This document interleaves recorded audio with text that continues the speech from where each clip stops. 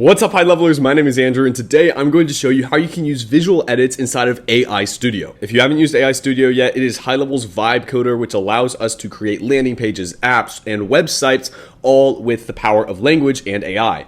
All we have to do to use the visual edits tool is go into a project like this. As you can see, we've got some different elements like our nav bar, text, forms, all these different parts, and instead of editing them by going to the chat box on the left hand side and telling it to edit, let's say, this headline, we can just click visual edits in the bottom left hand side. It's then going to load up the Visual Studio, and then all we have to do is click the element like that, and we can edit the specific features of this element on the left hand side. So first of all, for text, we can just click into the text and actually change the text right here. So all we have to do is just type inside the text box and it will change dynamically just like that. Now, whenever you do that, you do have to click save in the bottom left hand side to make sure that it saves whenever you load it.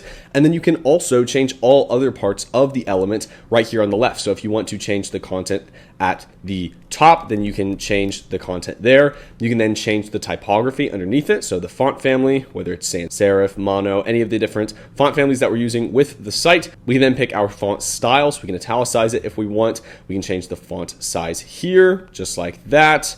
We can then change the font weight, so we don't have to tell it to do all this inside of the chat. If we just want to change our font weight to medium, instead of it being bolded, we can just do that here instead of wasting through tokens and talking to it inside of the chat to make it do that. We can also change the alignment. As you can see here, we can change the colors of the text, backgrounds, all sorts of things we can change right here. You can see just like that. We can change all of this different information on the left-hand side. We can also change spacing. So this is really important whenever you're vibe coding anything with apps, websites, funnels. You need to be able to change your spacing on the fly. So if we want to increase our padding, for an example, on the left and right, we can just type in just like that and it will change. And we can do the same thing top and bottom as well. So being able to do that instead of having to actually go through the chat makes it way easier in order to do this. We can also make the spacing custom for left, right, top, and bottom by clicking this little button here, and same thing with margins.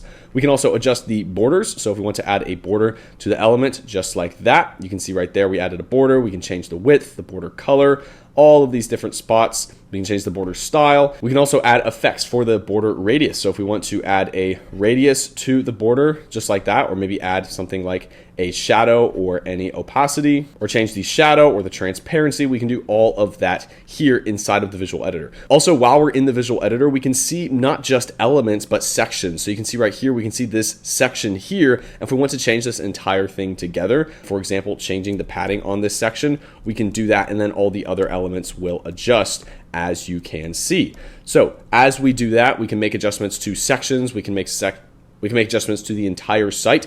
And lastly, whenever we select different parts of the website or the funnel or the app, we can actually go into the chatbot and then tell it to do whatever edits we need while we have this element selected. So this is really helpful. So instead of saying, let's say, change the nav bar to XYZ, we can actually click the nav bar, the header here, and then click the elements and tell it what we want it to change them to. So if we don't want to use the visual editor to just make the edits in the left-hand side, we can just tell AI to do so and pick the elements using this visual editor. So I would highly recommend getting very familiar with this entire interface and learning how to use the visual editor to your advantage. It will let you kind of really fine tune everything that you create inside of AI Studio, and it's going to make your life a lot easier. If you want to vibe code using HighLevel, just comment the word vibe on this video and I'll show you how you can start vibe coding completely for free. As always, my name is Andrew. I hope you found this helpful and I'll see you in the next one.